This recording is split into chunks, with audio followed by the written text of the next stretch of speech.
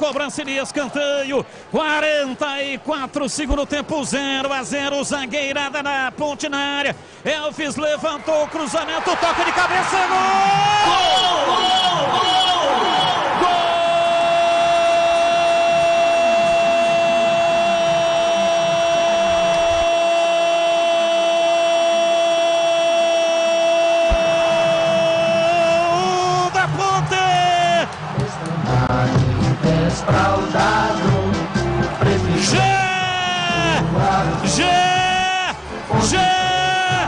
Na marca de 44 minutos de cabeça,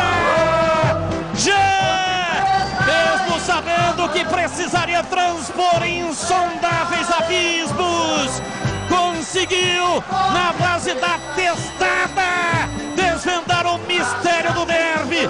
Marcar um gol em derby é uma faceta de um diamante, com a cabeça, plenitude da graça para estufar a rede.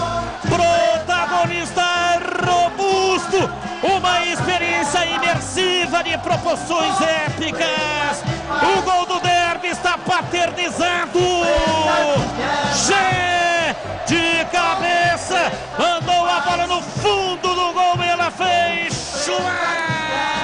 A bola gosta de rede, é de rede que a bola gosta. A ponte marca e a torcida vibra,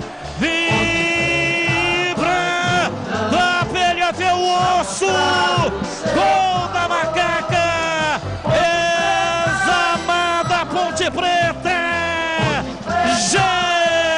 Com infinita simplicidade estética, entra para a imensidão da história do derby campineiro.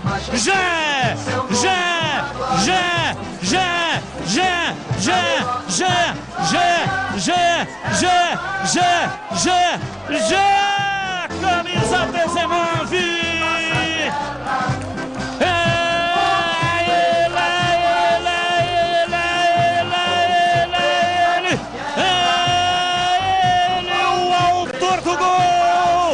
Derby 2005, 205, Ponte Preta 1-0 para o Guarani. E o detalhe do gol é seu Vladimir Catarino. Tinha que ser ele, Batista, o Gé. Até pouco tempo jogava na várzea, sequer estava profissionalizado. Veio para a Ponte Preta desacreditado e a cada dia foi se provando um jogador de qualidade. Artilheiro do time na Série A2 do Campeonato Paulista. Foi poupado na partida contra o Londrina especialmente para este jogo e provou que merecia ter sido poupado. Subiu, vai embora o time do Guarani.